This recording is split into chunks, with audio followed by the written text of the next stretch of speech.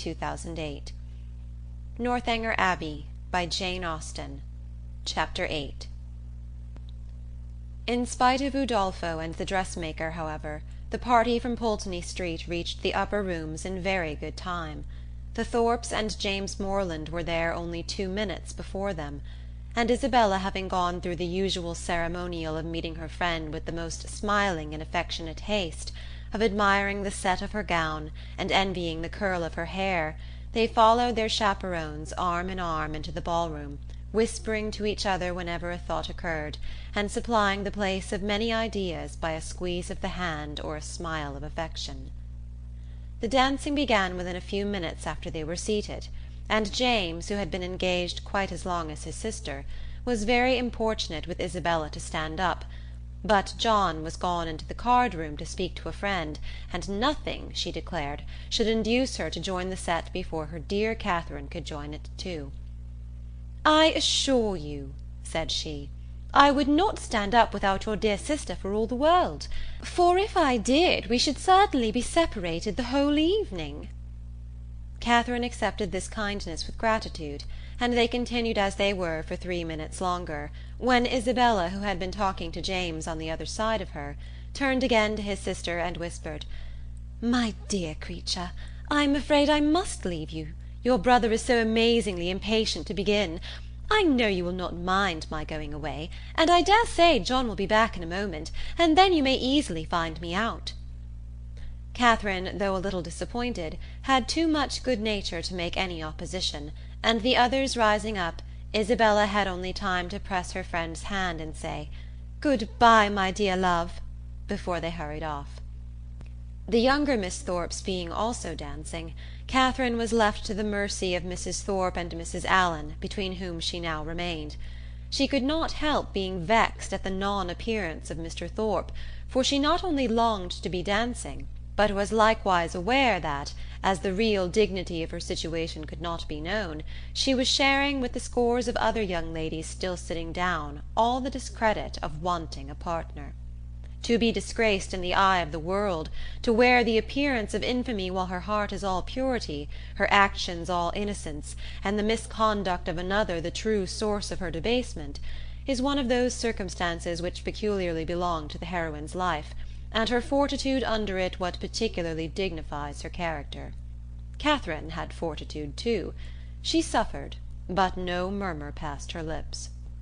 From this state of humiliation she was roused, at the end of 10 minutes, to a pleasanter feeling, by seeing, not Mr. Thorpe, but Mr. Tilney, within 3 yards of the place where they sat. He seemed to be moving that way, but he did not see her, and therefore the smile and the blush which his sudden reappearance raised in Catherine passed away without sullying her heroic importance. He looked as handsome and as lively as ever, and was talking with interest to a fashionable and pleasing-looking young woman, who leant on his arm, and whom Catherine immediately guessed to be his sister, thus unthinkingly throwing away a fair opportunity of considering him lost to her forever by being married already. But guided only by what was simple and probable, it had never entered her head that Mr. Tilney could be married. He had not behaved, he had not talked like the married men to whom she had been used, he had never mentioned a wife, and he had acknowledged a sister. From these circumstances sprang the instant conclusion of his sister's now being by his side, and therefore, instead of turning of a death-like paleness and falling in a fit on Mrs. Allen's bosom, Catherine sat erect, in the perfect use of her senses, and with cheeks only a little redder than usual. Mr. Tilney and his companion, who continued, though slowly, to approach, were immediately preceded by a lady, an acquaintance of Mrs. Thorpe, and this lady stopping to speak to her, they, as belonging to her, stopped likewise, and Catherine, catching Mr. Tilney's eye, instantly received from him the smiling tribute of recognition. She returned it with pleasure, and then advancing still nearer, he spoke both to her and Mrs. Allen, by whom he was very civilly acknowledged. "I am very happy to see you again, sir, indeed. I was afraid you had left Bath." He thanked her for her fears, and said that he had quitted it for a week, on the very morning after his having had the pleasure of seeing her. "Well, sir, and I dare say you are not sorry to be back again, for it is just the place for young people. and indeed for everybody else too. I tell Mr. Allen, when he talks of being sick of it, that I am sure he should not complain, for it is so very agreeable a place, that it is much better to be here than at home at this dull time of year. I tell him he is quite in luck to be sent here for his health. And I hope, madam, that Mr. Allen will be obliged to like the place, from finding it of service to him. Thank you, sir, I have no doubt that he will. A neighbour of ours, Dr. Skinner, was here for his health last winter, and came away quite stout. That circumstance must give great encouragement. Yes, sir, and Dr. Skinner and his family were here 3 months, so I tell Mr. Allen he must not be in a hurry to get away. Here they were interrupted by a request from Mrs. Thorpe to Mrs. Allen, that she would move a little to accommodate Mrs. Hughes and Miss Tilney with seats, as they had agreed to join their party. This was accordingly done, Mr. Tilney still continuing standing before them, and after a few minutes' consideration, he asked Catherine to dance with him. This compliment, delightful as it was, produced severe mortification to the lady, and in giving her denial, she expressed her sorrow on the occasion so very much as if she really felt it, that had Thorpe, who joined her just afterwards, been half a minute earlier, he might have thought her sufferings rather too acute. The very easy manner in which he then told her that he had kept her waiting did not by any means reconcile her more to her lot, nor did the particulars which he entered into while they were standing up, of the horses and dogs of the friend whom he had just left, and of a proposed exchange of terriers between them, interest her so much as to prevent her looking very often towards that part of the room where she had left Mr. Tilney. Of her dear Isabella, to whom she particularly longed to point out that gentleman, she could see nothing. They were in different sets. She was separated from all her party, and away from all her acquaintance. One mortification succeeded another, and from the whole she deduced this useful lesson, that to go previously engaged to a ball does not necessarily increase either the dignity or enjoyment of a young lady. From such a moralizing strain as this, she was suddenly roused by a touch on the shoulder, and turning round, perceived Mrs. Hughes directly behind her, attended by Miss Tilney and a gentleman. "I beg your pardon, Miss Morland," said she, "for this liberty, but I cannot anyhow get to Miss Thorpe, and Mrs. Thorpe said she was sure you would not have the least objection to letting in this young lady by you." Mrs. Hughes could not have applied to any creature in the room more happy to oblige her than Catherine. The young ladies were introduced to each other, Miss Tilney expressing a proper sense of such goodness, Miss Morland with the real delicacy of a generous mind making light of the obligation, and Mrs. Hughes, satisfied with having so respectably settled her young charge, returned to her party. Miss Tilney had a good figure, a pretty face, and a very agreeable countenance, and her air, though it had not at all the decided pretension, the resolute stylishness of Miss Thorpe's, had more real elegance. Her manners showed good sense and good breeding. They were neither shy nor affectedly open, and she seemed capable of being young, attractive, and at a ball without wanting to fix the attention of every man near her, and without exaggerated feelings of ecstatic delight, or inconceivable vexation on every little trifling occurrence. Catherine, interested at once by her appearance and her relationship to Mr. Tilney, was desirous of being acquainted with her, and readily talked therefore whenever she could think of anything to say, and had courage and leisure for saying it. But the hindrance thrown in the way of a very speedy intimacy, by the frequent want of one or more of these requisites, prevented their doing more than going through the first rudiments of an acquaintance, by informing themselves how well the other liked Bath, how much she admired its buildings and surrounding country, whether she drew or played or sang, and whether she was fond of riding on horseback. The 2 dances were scarcely concluded before Catherine found her arm gently seized by her faithful Isabella, who in great spirits exclaimed, "At last I have got you! My dearest creature, I have been looking for you this hour. What could induce you to come into this set when you knew I was in the other? I have been quite wretched without you." "My dear Isabella, how was it possible for me to get at you? I could not even see where you were." "So I told your brother all the time, but he would not believe me. 'Do go and see for her, Mr. Morland,' said I, but all in vain. He would not stir an inch. Was it not so, Mr. Morland?" But you men are all so immoderately lazy. I have been scolding him to such a degree, my dear Catherine, you would be quite amazed. You know I never stand upon ceremony with such people."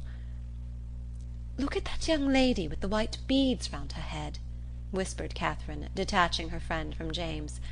"It is Mr. Tilney's sister."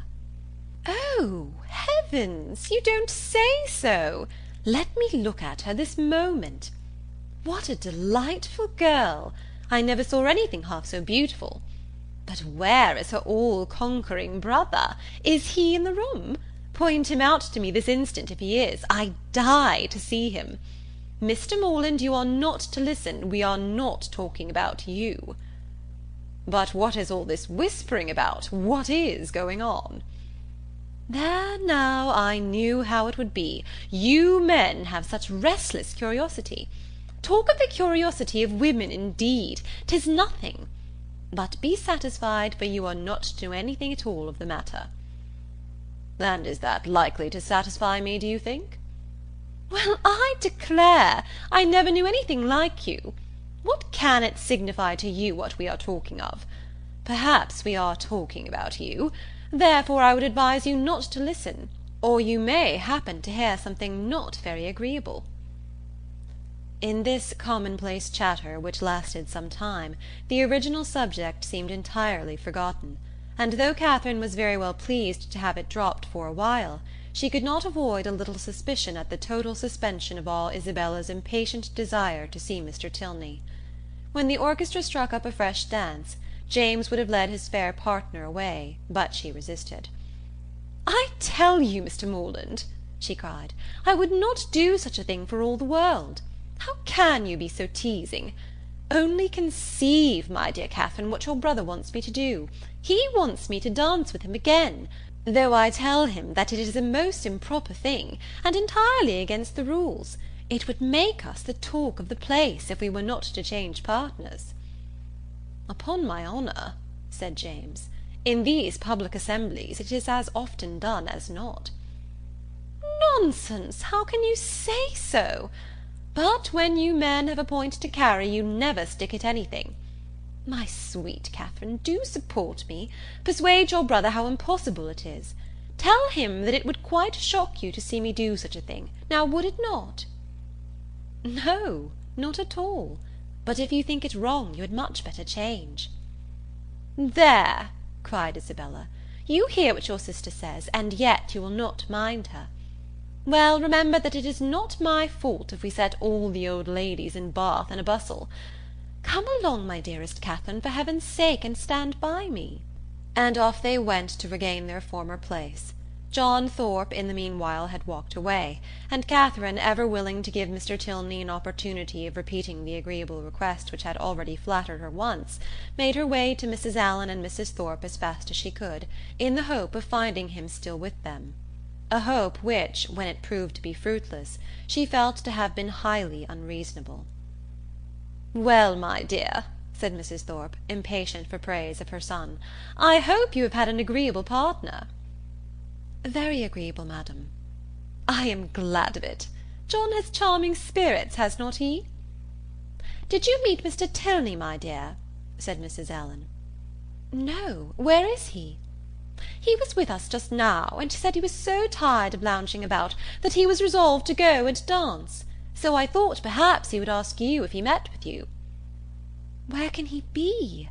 said Catherine, looking round; but she had not looked round long before she saw him leading a young lady to the dance.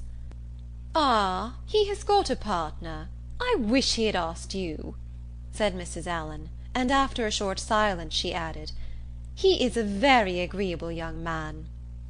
"Indeed he is, Mrs. Allen," said Mrs. Thorpe, smiling complacently. "I must say it, though I am his mother, that there is not a more agreeable young man in the world." This inapplicable answer might have been too much for the comprehension of many, but it did not puzzle Mrs. Allen, for after only a moment's consideration she said, in a whisper to Catherine, "I dare say she thought I was speaking of her son." Catherine was disappointed and vexed.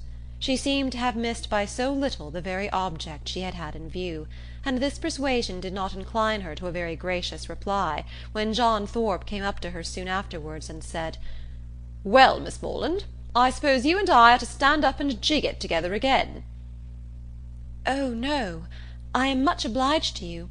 Our 2 dances are over, and besides, I am tired, and do not mean to dance any more." "Do not you? Then let us walk about and quiz people. Come along with me, and I will show you the 4 greatest quizzes in the room, my 2 younger sisters and their partners. I have been laughing at them this half-hour." Again Catherine excused herself, and at last he walked off to quiz his sisters by himself. The rest of the evening she found very dull. Mr. Tilney was drawn away from their party at tea to attend that of his partner. Miss Tilney, though belonging to it, did not sit near her, and James and Isabella were so much engaged in conversation together that the latter had no leisure to bestow more on her friend than one smile, one squeeze, and one "Dearest Catherine." End of Chapter 8.